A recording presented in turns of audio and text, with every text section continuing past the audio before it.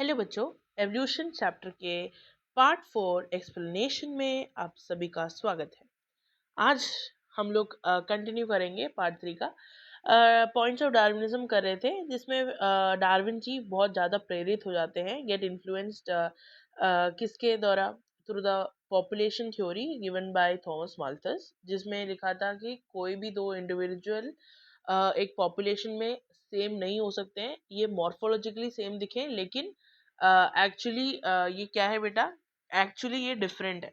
ठीक है, वेरिएशंस इनमें पाए जाएंगे और population have a tendency to grow exponentially, but more और लेस वो क्या है बेटा, स्टेबल है। और यही दो बेसिस में डार्विन जी ने अपने बुक में लिखा कि different organism reproduce at different rate और डिफरेंट एज, बट स्टिल जो पॉपुलेशन साइज है वो स्टेबल है। ऑब्वियसली कारण है रिसोर्सेज आर लिमिटेड और कंपटीशन होता है, and that competition can be बेटा, competitions can be intra-specific और it can be inter-specific, है ना। कंपटीशन होता ही क्यों है? सर्वाइवल ऑफ एक्सिस्टेंस के सर्वाइवल के लिए बेटा कंपटीशन होता है। अगर कंपटीशन इंट्रा स्पेसिफिक है, मतलब विद इन द स्पीसीज, एक ही जैसे कि विद इन द स्पीसीज मतलब दो ह्यूमंस के बीच में लड़ाई हो रहा है एक आम के लिए, ऐसा समझ लो। Because the resources are limited और जो आम खाएगा वो ही जिंदा रहेगा, ऐसा समझो, कंडीशन ऐसे ही। तो विद इन द स्पीसीज मतलब ह्यूमंस के उसमें लड़ाई हो रहा है, ठीक है, कंपटीशन हो रहा है। और दूसरे मतलब जैसे कि स्पैरो ले लो और ह्यूमन ले लो, ठीक है, उन दोनों के बीच में लड़ाई हो रही है, समझ गए। So inter specific intra specific, I think ये बहुत ज्यादा क्लियर हो गया है। फिर उसके बाद आता है variation exist along individual. Variation जो है वो स्मॉल होगा, छोटा होगा, हेरिटेबल होगा, डायरेक्शनल होगा। डायरेक्शनल का मतलब है प्रिडिक्टेबल है। तो उन्होंने क्या बोला, वेरिएशंस क्या होगा, exist among individual, exist among individual, exist among individuals, ठीक है। वेरिएशन जो होंगे, वेरिएशंस स्मॉल आर स्मॉल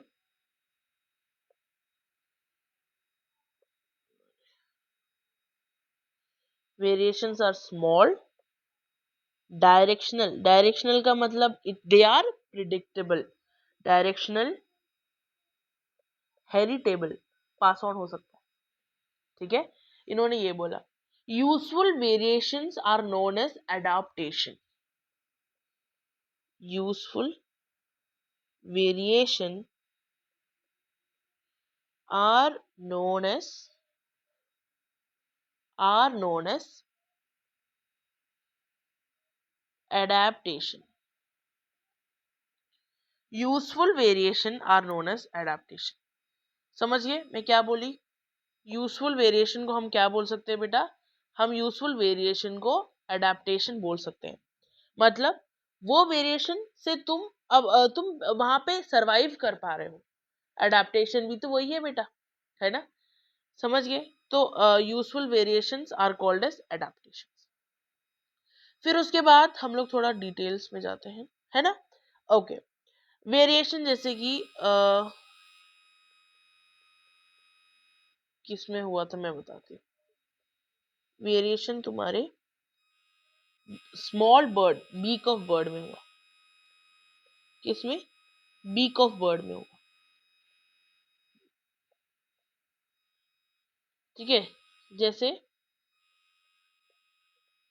किसी का बीक स्मॉल था और किसी का बीक लार्ज था, लेकिन एक ही स्पीसीज का था। तो जो स्मॉल सीड्स तो थे वो खा लिया, लार्ज वाला फ्रूट्स खा लिया, मछली खा लिया, ऐसा कुछ खा के उन्होंने सरवाइव किया। Okay, individual with useful variation survive, समझ गए। यूजफुल वेरिएशन को ही हम लोग अडाप्टेशन बोल रहे हैं। और वेरिएशन जैसे कि बीक ऑफ अ बर्ड में हुआ था बेटा, है ना, स्मॉल और लार्ज। अब useful variations are known as adaptation and individual with useful variation survive. और जिन इंडिविजुअल के पास वो वेरिएशन यूजफुल होता है, यूजफुल वेरिएशन उत्पन्न हो गया, वो सरवाइव कर लेंगे. वो तो बेटा छोटे छोटे चीजों मतलब अब वो एनवायरमेंट से चेंज हुआ लेकिन वो अपने आप को अडॉप्ट कर लिए, उस एनवायरमेंट में रहने की कैपेबिलिटी को डेवलप कर ली उन्होंने, राइट. तो यहाँ पे क्या हुआ, मैं क्या बोल रही हूँ, इंडिविजुअल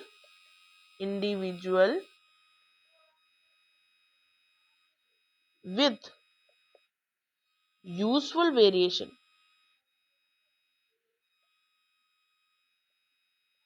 क्या कर जाएंगे बेटा, survive.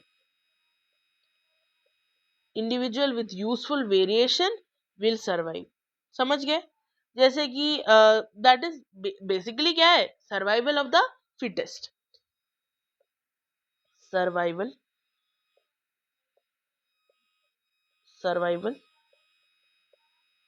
Of the fittest by Herbert Spencer, है ना. इंडिविजुअल, जो इंडिविजुअल के पास यूजफुल वेरिएशन है, वेरिएबल वेरिएशन है, वो सरवाइव करेंगे, that is survival of the fittest. और वो लोग सरवाइव कर पा रहे तो बेटा ऑब्वियसली रिप्रोड्यूस करेंगे, विल रिप्रोड्यूस मोर,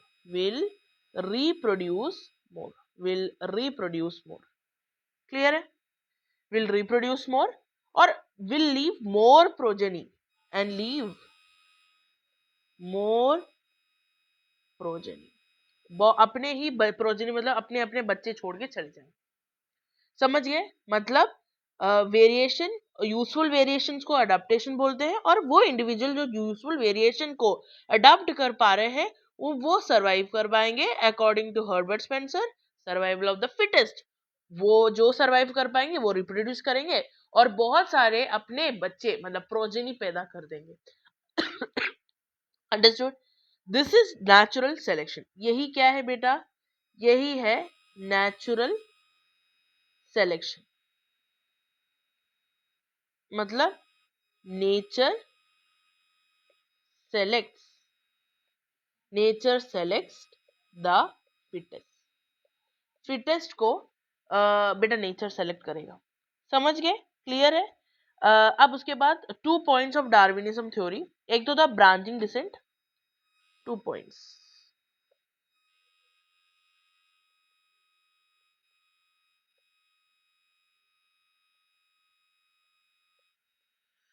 एक तो था बेटा ब्रांचिंग डिसेंट,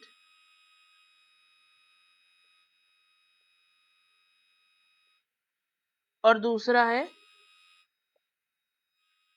नेचुरल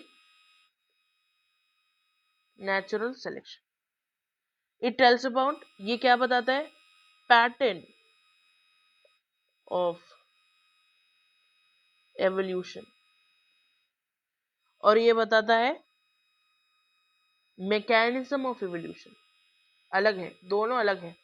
पैटर्न मतलब किस प्रकार से अलग अलग स्पीसीज फॉर्म हो रही है, और मैकेनिज्म क्या है, मैकेनिज्म मतलब फंक्शन क्या है. Mechanism of evolution. ठीक है. तो ये देखो, ये कॉमन एंसेस्ट्री है. ये कॉमन एंसेस्ट्री से बेटा देखो बने, ये है पैटर्न. ये देखो बेटा पैटर्न, ये बेटा ये है पैटर्न. ठीक है. This is branching descent that tells about pattern of evolution, और natural selection tells about mechanism of evolution. ठीक है बेटा, इतना क्लियर है. 2 points of Darwinism, survival of the fittest, ये सब बता दिया मैंने. अगर रिवाइज करवाऊं तो बहुत टाइम लग जाएगा. 2 individual in a population are same, मतलब इवन दो सेम अपीयर होते हैं लेकिन वो वेरिएशन उनमें होते हैं. Have a tendency to grow exponentially, लेकिन मोर और लेस क्या है, स्टेबल है, क्योंकि रिसोर्सेज लिमिटेड है. Individual reproduce at different rate, different age, but population size अभी भी स्टेबल है, क्यों? वापस रिसोर्सेस लिमिटेड है, कंपटीशन होता है इंटर स्पेसिफिक इंट्रा स्पेसिफिक, अपने ही स्पीसीज के बीच में या दूसरे स्पीसीज के बीच में। Variation exist among individual, variation जो होंगे वो स्मॉल होंगे, डायरेक्शनल होगा, प्रेडिक्टेबल है, और तुम्हारा हेरिटेबल होगा। Useful variations are known as adaptation, useful variation को हम लोग एडेप्टेशन बोलते हैं। एडेप्टेशन जो adopt are called as adaptation, और जो अडॉप्ट कर पाते हैं वो सरवाइव कर पाते हैं। यूजफुल वेरिएशन जिन इंडिविजुअल में होता है वो सरवाइव कर जाते हैं। 2 पॉइंट ऑफ डार्विनिज्म, एक तो था ब्रांचिंग डिसेंट और एक है बेटा नेचुरल सिलेक्शन। अब नेचुरल सिलेक्शन में क्या हो रहा है और ब्रांचिंग डिसेंट में क्या हो रहा है? ब्रांचिंग डिसेंट में जो पैटर्न ऑफ इवोल्यूशन है वो बता रहा है, और नेचुरल सिलेक्शन में मैकेनिज्म ऑफ इवोल्यूशन के बारे में बेटा बात किया जा रहा है। अभी तक मुझे लगता है कोई भी दिक्कत नहीं आई होगी, इतना अच्छे से बता दिया। पॉइंट्स ऑफ डार्विनिज्म ये सब तुम लोग को मेंशन करना है while writing your answers.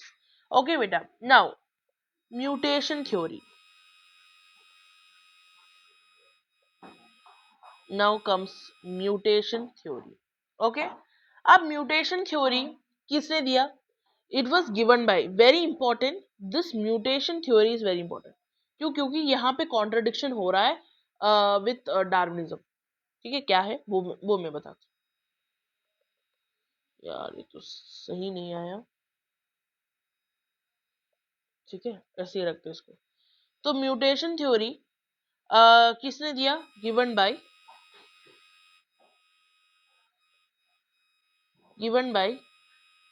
Hugo Hugo de Vries. क्या बोलते हैं? ह्यूगो डिवरीज।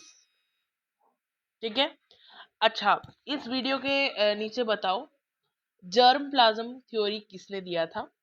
ठीक है, और theory of use and disuse किसने दिया था? अच्छा जल्दी बता दिया। आंसर है पहले का विस्मैन, और theory of use and misuse Lamarck ji ने बताया था। ठीक है, याद है। अब हुगो डिवरीज जी ने क्या बताया? हुगो डिवरीज जी ने वो वर्क कर रहे हैं किस पे? कर रहे थे इवनिंग प्राइम रोज पे। He was working on evening primrose, that was Oenothera lamarckiana, ये उसका साइंटिफिक नेम। ठीक है, किस पे वर्क किया? वर्कड ऑन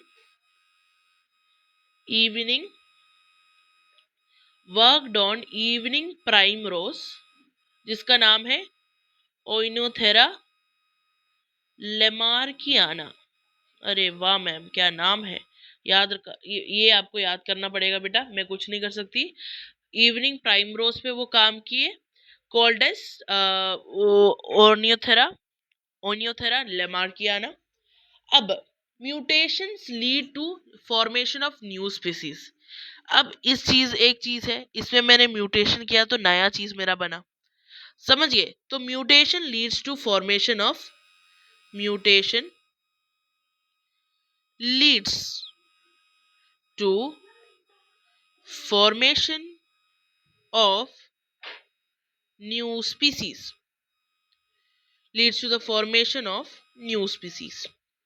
ठीक है। फॉर्मेशन ऑफ न्यू स्पीसीज को हम लोग क्या बोलते हैं पता है? इस टर्म को बोलते हैं स्पेसिएशन। क्या बोलते हैं बेटा? स्पेसिएशन।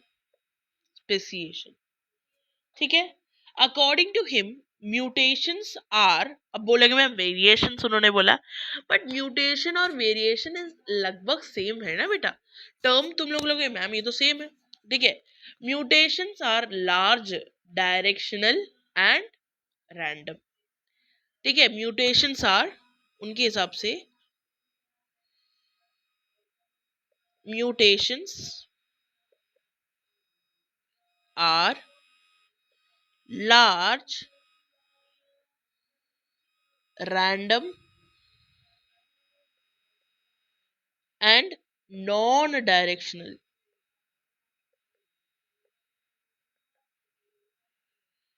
म्यूटेशंस को उन्होंने क्या बोला? Large, random and non directional या डायरेक्शनलेस।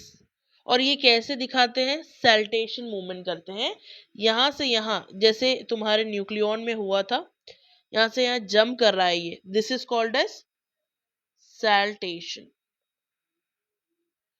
ठीक है, समझ गए। सो उनके हिसाब से जो म्यूटेशन था, जो बेटा म्यूटेशन था, वो क्या है, म्यूटेशंस, अरे यार ये थोड़ा सा, जो म्यूटेशंस है बेटा वो क्या है, leads to new formation of new species. ठीक है, उन्होंने किस पे, ह्यूगो डिवरीस ने किस पे काम किया, he worked on evening primrose that was Oenothera lamarckiana, सबको मार्क नहीं करना है मेरे को। और जो म्यूटेशंस है वो लार्ज है, वो क्या है बेटा, लार्ज है, रैंडम है और नॉन डायरेक्शनल, लार्ज है, रैंडम है, नॉन डायरेक्शनल। ठीक है, और ये सॉल्टेशन दिखाते, क्या दिखाते हैं, सॉल्टेशन, क्या दिखाते हैं बेटा, सॉल्टेशन दिखाते हैं। क्लियर। तो इन्होंने, mutation theory was given by whom बेटा, ह्यूगो डिवरीज। किस पे वर्क किया, evening primrose. Mutation lead to the formation of what, mutation lead to the formation of new species. Mutations are large, random, directionless या non directional. Saltation दिखाते हैं, क्या दिखाते हैं, सॉल्टेशन मतलब जंपिंग। ओके, तो डार्विन जी और इनके बीच में डिफरेंस आता है, तो I will do this for you guys. ठीक है, okay, Darwin point of view. ठीक है, तो उन्होंने क्या बोला, वेरिएशन जो है, variations are small, directionless, directional होगा ना, डायरेक्शनल, प्रिडिक्टेबल लिख देते, स्मॉल, डायरेक्शनल और हेरिटेबल, यही बताया था बेटा मैंने। ठीक है, एवोल्यूशन जो होगा वो क्या होगा, वो स्लो होगा, स्लो होगा, and it will happen gradually. और एक बात याद रखना, डार्विन को कोई आइडिया नहीं था किसका, जेनेटिक्स का। अब डिवरीज, मैं पूरा लिख देती हूँ ना, ह्यूगो डिवरीज, ये किस पे काम कर रहे थे, इवनिंग प्राइमरोज, ओनियोथेरा रोज, लेमार्कियाना। ठीक है, डार्विन किससे इन्फ्लुएंस हुए थे, पॉपुलेशन थ्योरी किसने दिया वो बताओ, जल्दी जल्दी कमेंट्स में बताओ। अब इन्होंने क्या बोला, म्यूटेशन जो है are large, are large and direction, directionless, large है और डायरेक्शन लेस है, and also very important point, random है, कहीं भी कभी भी हो जाता है। ठीक है, और यहाँ इन्होंने क्या बोला, म्यूटेशन जो है वो क्या है, स्लो है और ग्रेजुअल है। यहाँ पे मैं बताती हूँ, सैल्टेशन क्या है बेटा, सैल्टेशन क्या है, सैल्टेशन, सैल्टेशन है single step large mutation, single step large mutation, single step large mutation. ये देखो, एक एक स्टेप लोगे, यहां से जंप करोगे, यहां पहुंच गए, तो लार्ज म्यूटेशन हुआ ना, यहाँ क्या हुआ, लार्ज म्यूटेशन। ठीक है बेटा, क्लियर हो गया, okay.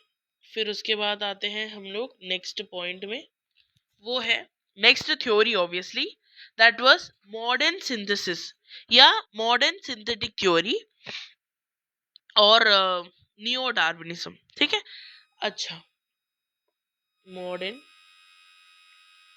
Modern,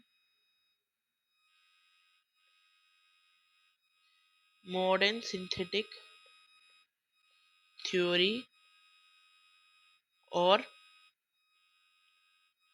neo Darwinism.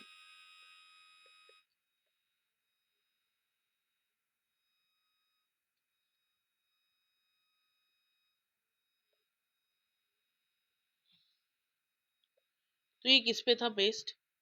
Many factors combined are responsible for factors. What are the, एक क्वेश्चन आता है, what are the factors responsible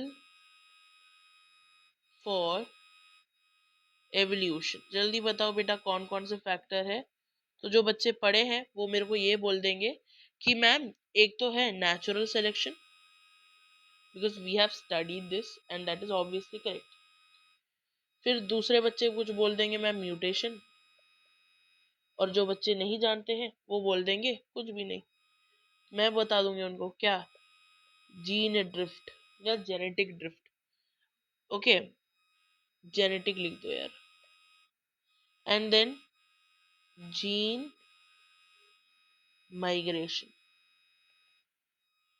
फिर gene migration, gene drift, genetic recombination, genetic recombination.